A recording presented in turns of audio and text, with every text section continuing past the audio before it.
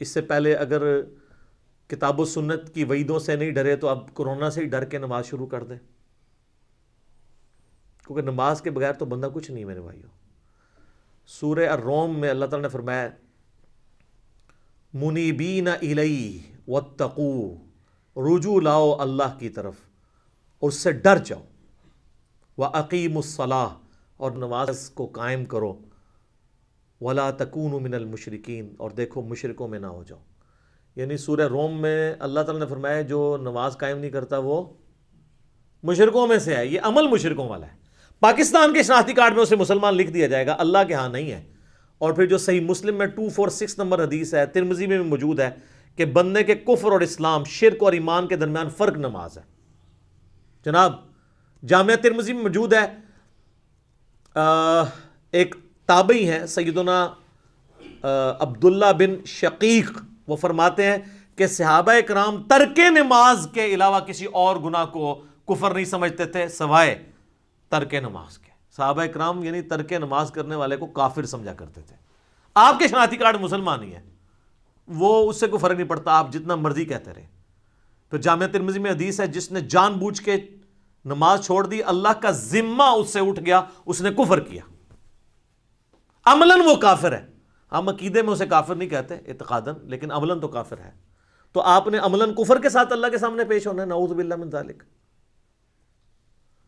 پھر سنن ابی داؤد میں حدیث ہے قیامت والے دن سب سے پہلے نماز کے بارے میں سوال ہوگا، اگر وہ اس سوال میں فلاح پا گیا تو وہ فلاح پا گیا، اور اگر وہ اسی میں فیل ہو گیا تو اگلے سوالات میں بھی فیل ہو گیا۔ پھر مسند امام احمد میں حدیث ہے، مشکات المصابیح کے اندر بھی موجود ہے، نبی علیہ السلام نے فرمایا کہ قیامت والے دن نماز انسان کے لیے نور ہوگی، دلیل ہوگی اور نجات کا ذریعہ ہوگی، جو نماز پڑھنے والا ہے، اور جو بے نمازی ہے اس کے لیے نہ کوئی نور ہوگا، نہ کوئی دلیل، نہ نجات، الٹا اس کا حشر حامان، فرعون، قارون اور امیہ ابن خلف کے ساتھ ہوگا، والعیاذ باللہ تعالی۔ اللہم اجرنا من النار، اللہم من احییتہ منا فاحیہ علی الاسلام ومن توفیتہ منا فتوفہ علی الایمان۔ سنن ابن ماجہ میں حدیث ہے، ابو درداء رضی اللہ تعالیٰ عنہ کہتے ہیں مجھے میرے خلیل محمد رسول اللہ نے یہ نصیحت کی تھی کہ اللہ کے ساتھ شرک نہ کرنا، خواہ تمہارے ٹکڑے ٹکڑے کر دیے جائیں یا تمہیں آگ میں زندہ جلا دیا جائے، شرک نہ کرنا۔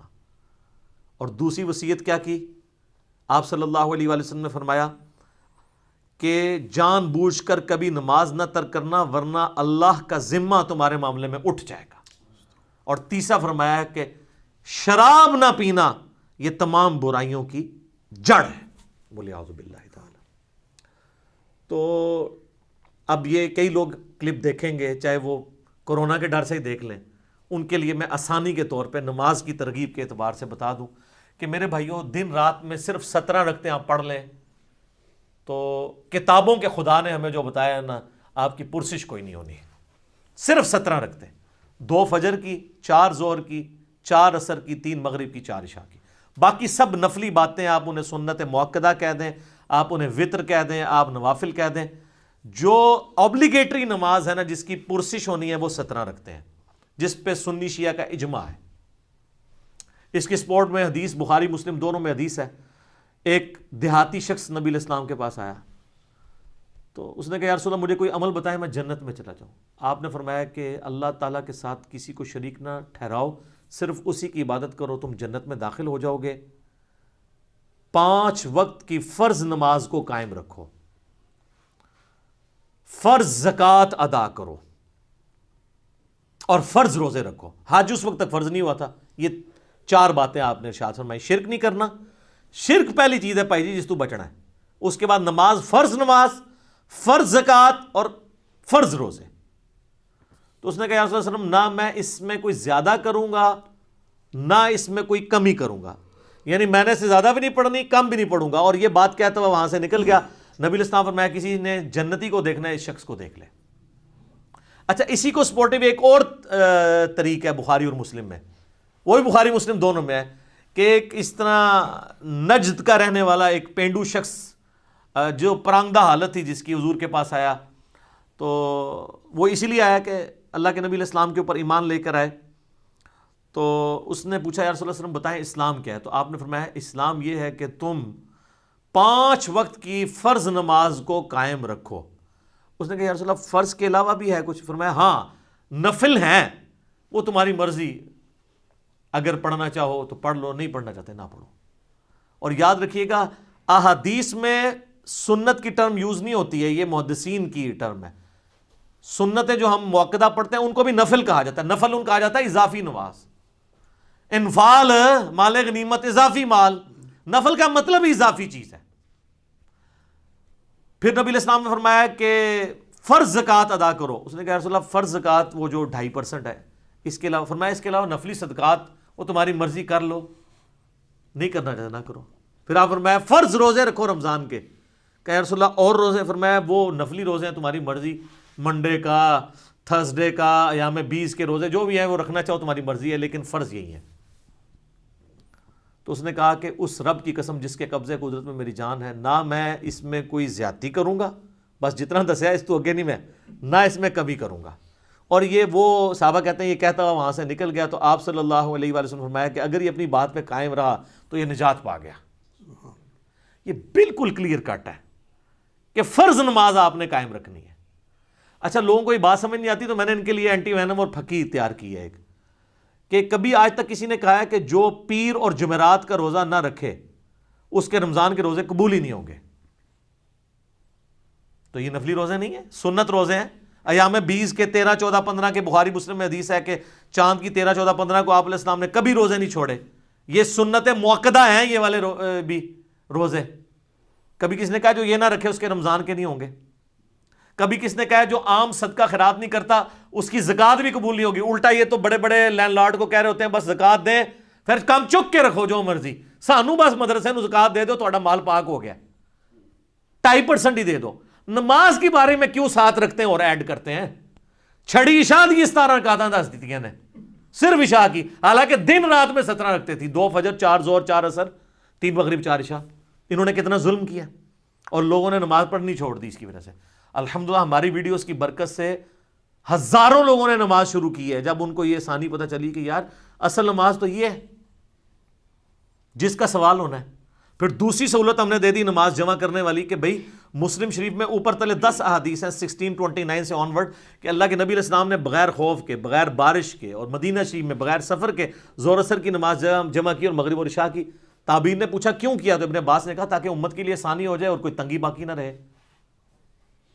پھر بھی اگر ان کو زیادہ تکلیف ہے تو کم از کم جو مسئلہ یہ خود مانتے ہیں کہ ظہر آخری وقت میں اور عصر پہلے وقت میں آپ پڑھ سکتے ہیں، مثلا آج کل آلموسٹ کوئی 3:45 بجے عصر کا وقت داخل ہو رہا ہے، تو اگر کوئی شخص 3:40 پہ یا 3:35 پہ ظہر پڑھ لے اور 3:45 عصر کا وقت داخل ہوتے ہی عصر کی نماز پڑھ لے تو وہ اپنے اپنے وقت میں ادا کر رہا ہے، اس میں جمع کرنے والا بھی جو حنفی گناہ بتاتے ہیں وہ بھی نہیں شمار ہوگا۔ اس طرح ہی بتا دیتے کم از کم بچوں والی عورتوں کو تو آسانی ہو جاتی، نمازیں جمع کرنے والی آسانی، اور خالی فرض اس کی وجہ سے لوگوں نے نمازیں شروع کر دی ہیں اللہ کے فضل سے۔ اور ڈیٹیلڈ میرے کلپ اس کے اوپر موجود ہیں، نمازوں کو جمع کرنا کیا حرام ہے، میں نے ساری احادیث HD کیمرے میں ڈسپلے کی ہیں کہ ہر طرح سے جمع کر سکتے ہیں، ظہر کے ساتھ عصر، عصر کے ساتھ ظہر، درمیان میں بھی کر سکتے ہیں، جمع تقدیم بھی، جمع تاخیر بھی، جمع سوری بھی، اس طرح مغرب کے ساتھ عشاء یا عشاء کے ساتھ مغرب یا درمیان میں بھی کر سکتے ہیں۔ آپ فجر کو الگ پڑھنا پڑے گا۔ تو بلکہ ہمارے تو ایک ملک صاحب نے ملکین بھی ایجاد کی ہوئی ہے کہ آپ اذان مغرب سے آدھا گھنٹہ پہلے ظہر عصر کو جمع کر لیں اور مغرب کا وقت داخل ہوتے ہی مغرب عشاء کر لیں، چاروں کٹھی۔ اگر کوئی واقعی مجبور ہے، جس طرح آج کل کرونا کی وبا ہے اور ڈاکٹرز کے لیے ٹائم نکالنا، یا ہمارے پرائم منسٹر کے لیے، یا جو لوگ ان ڈیوٹیز میں لگے ہیں ٹائم مشکل ہے، تو وہ ملکین بھی پڑھ سکتے ہیں۔ ویسے یہ نام اس کا ربو ہی ٹھیک پہ گیا، ویسے تو ملک صاحب نے نا یہ بادشاہاں دی نماز ہے جنہیں کوئی ٹائم نہیں ہوتا، ملکین دو طریقے نال ٹھیک ہوگی، ملکین، تو وہ آپ پڑھیں۔ لیکن میں ایک انصاف کروں، ابو داؤد میں ایک حدیث ہے کہ نبی علیہ السلام فرمایا قیامت والے دن اگر کسی شخص کے فرضوں میں کمی نکلی تو اللہ تعالیٰ فرشتوں سے کہے گا کہ اگر اس کی کوئی نفلی عبادت ہے نا تو وہ فرضوں کی جگہ تول لو۔ سنت نہیں، نفلی۔ یہاں سے بھی پتہ چلے گا کہ سنت کو نفلی کہا جاتا ہے ٹرم میں، حدیث کی ٹرم میں۔ تو سنت موقدہ اگر آپ پڑھنا چاہتے ہیں ضرور پڑھیں، یہ آپ کو فائدہ ہی پہنچائیں گے۔ اور کئی لوگوں نے فرض شروع کیا، آہستہ آہستہ خود بخود سنت کے اوپر آ گئے، لیکن شروع میں آپ لوگوں کو تکلیف میں ڈالیں گے نا تو یہ آپ زیادتی کر رہے ہیں۔ وہ بخاری مسلم میں حدیث ہے کہ نبی علیہ السلام فرمایا جو فرض کے علاوہ 12 رکعتیں پڑھ لے اسے جنت میں محل ملے گا، 4 زور سے پہلے، 2 زور کے بعد، 2 مغرب کے بعد، 2 عشاء کے بعد اور 2 فجر سے پہلے۔ اس کے اوپر میرے لادہ سے کلپ موجود ہے۔ اور باقی وطر جو ہے وہ یعنی سنت موقدہ وہ بھی ہے۔ سنن کبریٰ البیہقی میں، المصنف ابن ابی شیبہ میں مولا علی کا قول ہے کہ وطر سنت ہے، سنت ہے، سنت ہے، مگر اسے مت چھوڑو، پڑھ لو۔ اور صحیح بخاری میں موجود ہے، قاسم بن محمد بن ابی بکر کہتے ہیں کہ میں نے صحابہ کرام کو 3 رکعت وطر پہ پایا ہے، البتہ ایک پڑھنے میں حرج نہیں ہے، جواز کی حد تک درست ہے، پسندیدہ نہیں ہے۔ ویسے تو نہ بھی پڑھے کوئی مسئلہ نہیں ہے، فرض نماز ہے، اور اگر کوئی بالکل سست ہے تو ایک ہی پڑھ لے۔ الموطا امام مالک میں فاتح ایران سعد ابن ابی وقاص کے بارے میں امام مالک نے نقل کیا ہے کہ وہ پوری زندگی عشاء کی 5 رکعتیں پڑھتے تھے، 4 فرض اور 1 وطر، پوری زندگی۔ تو ان کے اوپر تو کوئی فتویٰ نہیں لگا کہ سنت موقدہ چھوڑ دی ہے۔ اچھا اب ہم یہ حدیثیں نکالتے ہیں تو یہ کہتے ہیں یار یہ عوام کے سامنے تو نہیں گلاں کرنی چاہیے۔ سر عوام کے سامنے ہی تو کرنی چاہیے، خواص تو پہلے ہی اللہ کے فضل سے اتنی نمازیں پڑھ رہے ہیں، وہ تو پڑھتے رہیں گے۔ عوام الناس تو پڑھتی کوئی نہیں ہے، ان کو پڑھانے کے لیے باتیں کرنی پڑ رہی ہیں۔ یا تو کہ میرے کہنے سے لوگوں نے تہجد اشراق چاہ چھوڑ دی ہو، یا میں نے خود چھوڑ دی ہوئی ہو، پھر تو آپ کو بلیم کریں۔ اور اگر کوئی چھوڑ بھی دیتا ہے تو اس کے اوپر کوئی اس طرح کی گرفت تو نہیں ہے۔ لیکن جو نہیں پڑھ رہے، مجھے کئی لوگوں نے یعنی خود رابطہ کر کے کہا کہ جی ہمارے گھر والے نماز نہیں پڑھتے تھے، جب سے پتہ چلا تو یہ نماز شروع کر دی ہے کہ یار فرض رکھتے ہی پڑھنی ہے۔ پھر آہستہ آہستہ کئی لوگوں نے کہا آہستہ آہستہ پھر خود سنت کا بھی شوق پیدا ہوا۔ انہوں نے جو ظلم کر کے اتنی لمبی لمبی رکھتے لوگوں کو بتائی ہیں، اور اس کی وجہ سے لوگ متنفر ہی ہوئے ہیں۔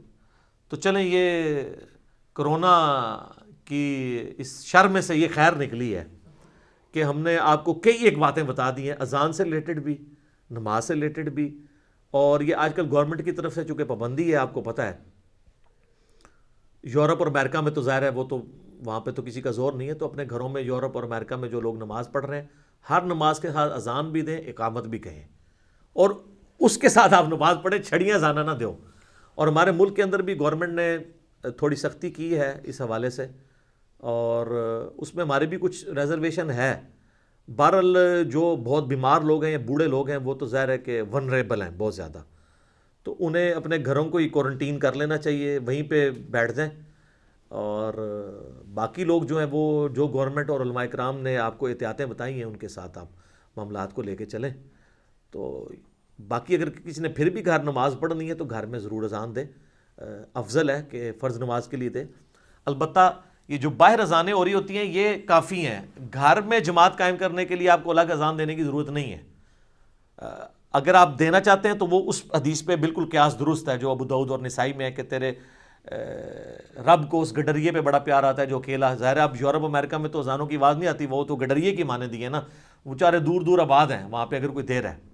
اور یہاں پہ میں اسلامی بہنوں کے لیے ایک مسئلہ بتا دوں، وہ اکثر پوچھ رہے ہوتے ہیں کہ جی اذان کا انتظار کرنا ضروری ہے؟ نہیں، جیسے ہی آپ کے ٹائم ٹیبل کے مطابق ٹائم داخل ہو جائے نماز کا، اذان جماعت قائم کرنے کے لیے ہے، اقامت جماعت قائم کرنے کے لیے، نماز چونکہ بچوں اور عورتوں پہ جماعت واجب نہیں ہے، جیسے ہی داخل ہوا ہے، جس طرح آج جہلم میں وقت آلموسٹ 12:13 پہ داخل ہوا ہے ظہر کا، تو اذانیں تو یہاں پہ 1:45 شروع ہوتی ہیں کیونکہ 1 بجے نماز ہوتی ہے یا 1:30 بجے، تو 1:30 والے 1:15 دیتے ہیں، تو آپ 12:15 نماز پڑھ سکتے ہیں۔ ٹائم داخل ہونا ضروری ہے۔ تو یہ ایک شرعی مسئلہ میں نے بتا دیا۔ یقین کریں عورتوں کی جتنی مشکل اور ٹف لائف ہے نا ہمارے سب کانٹیننٹ کے اندر، اس میں ان کے لیے یہ بہت آسانی ہے، نمازوں کو جمع بھی کریں، اور جمع کرنے میں کتنی آسانی ہے کہ ظہر کا وقت 12:13 پہ شروع ہو رہا ہے اور مغرب جا کے 6:25 پہ ہو رہی ہے، تو ان 6 گھنٹوں کے اندر جس وقت بھی ان کو ٹائم ملے دونوں نمازیں جمع کر لیں۔ اور مغرب 6:25 پہ اگر مغرب شروع ہو رہی ہے اور فجر کا وقت جو ہے وہ صبح آلموسٹ کتنے بجے داخل ہو رہا ہے جی؟ 4 بجے کے قریب داخل ہو رہا ہے، 4 سے تھوڑی دیر بعد ہی داخل ہو رہا ہے، 4:35 کے، تو اس وقت تک آپ کسی بھی وقت رات کو نمازوں کو جمع کر سکتے ہیں۔ میرا یوٹیوب پہ کلپ بھی ہے کہ عشاء کی نماز کو آپ کیا مؤخر کر کے پڑھ سکتے ہیں، افضل یہ کہ آدھی رات سے پہلے پڑھ لیں، لیکن آپ فجر کا وقت داخل ہونے سے پہلے کسی بھی وقت پڑھ سکتے ہیں۔